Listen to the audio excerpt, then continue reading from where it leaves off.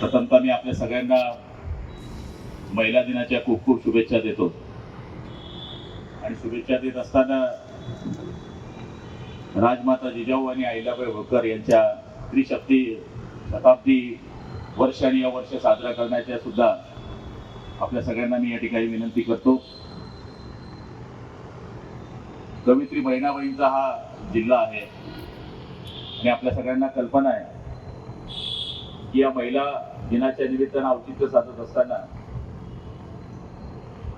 महाराष्ट्र राज्याचा फार मोठा सहभाग याच्यामध्ये राहिला। आपल्याला माहिती आहे की देशाची पहिली राष्ट्रपती होण्याचा मान, महिला राष्ट्रपती होण्याचा मान जर कोणी मिळवला असेल तर आपल्या जिल्ह्याच्याच सुकन्या प्रतिभाताई यांनी या ठिकाणी मिळवलेला होता। आज आपण बघतोय की शासनाच्या मार्फत महिलांना सक्षमीकरणाच्या गोष्टी सगळीकडनं केल्या जातात आणि ते करत असताना राज्यामध्ये आणि देशामध्ये जर आपण नजर टाकली तर हे एकमेव पहिलं राज्य आहे की या राज्याने मुलींकरता मोफत शिक्षण देण्याचा एक क्रांतिकारी निर्णय या देशामध्ये घेतलेला आहे। याप्रमाणे मामाने सांगितलं की स्त्रीचा सहभाग असल्याशिवाय पुरुषाचा कुठल्याच प्रगतीचा मार्ग हा मोकळा होत नसतो। सावित्रीबाई फुले असतील, जिजाऊ असतील, यांचा जर आपण जीवनपट पाहिला आणि सध्याच्या जीवनपटामध्ये आपण त्याचा सहभाग थोडा तरी आणला तरी मला तरी वाटतं की ते आपल्या देशाकरता फार मोठं काम होणार आहे। प्लीज, आज आपण बघतो की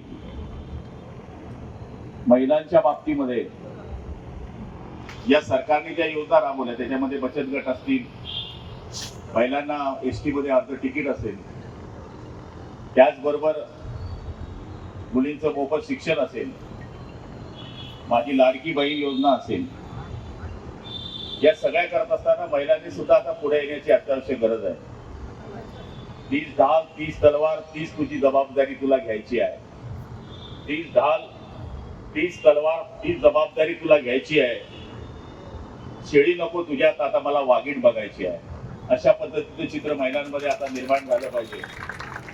तरी आपण कितीही महिला सक्षमीकरणाच्या गोष्टी करत असलो तरी या घटना राज्यामध्ये काही काही घाणघाण घडतायत, त्याच्याकरता सुद्धा मला आठवतं की वंदनीय शिवसेना प्रमुखांच्या विचाराने ज्यावेळेस आम्ही प्रेरित झालो त्यावेळेस पत्रकारांनी एक फार मोठी जोड त्यांच्यावर उठवली होती आणि त्यांनी भाषणामध्ये म्हटलं होतं की महिलांच्या पर्समध्ये लिपस्टिक बरोबर आता मिरचीची पुडी असली पाहिजे, रामपुरी चाकू असला पाहिजे। त्यावेळेस पत्रकारांनी आणि इतर लोकांनी त्याच्यावर फार टीका केली, पण आज तीच वेळ आलेली आहे। आमच्या तरुण मुलींना पण माझी हीच विनंती आहे की स्वसंरक्षणाकरता तू आपला नाही आहेस, तू लढणारी महिला आहे, अशा पद्धतीने आपल्याला वागण्याची या काळामध्ये गरज आहे। आज आपण नेहमी पुरुषांबरोबर महिला पुढे आले पाहिजे याच्याकरता राज्य सरकार असेल, केंद्र सरकार असेल, यांचं लक्ष आपल्यावर आहे। आणि योगायोगाने आपण दोघं माणसं असे बरोबर कामाला आले, कार्यक्रमाला बोलवले, एक मामा जे नवरीकडे चालतात, नवरदेवकडेही चालतात, आणि दुसरा बोलवला भाऊ। मामा वाचला तर इकडनंही मामा आहे आणि तिकडनंही मामा आहे, माझा इकडनं भाऊ आहे आणि उलट वाचलं तर मी कायम तुमच्या मागे उभा आहे। म्हणजे सांगायचा अर्थ असा आहे की अशा पद्धतीच्या दोघं पाहुण्यांना तुम्ही या ठिकाणी बोलवलेलं आहे। एबीपी माझा, उघडा डोळे बघा नीट।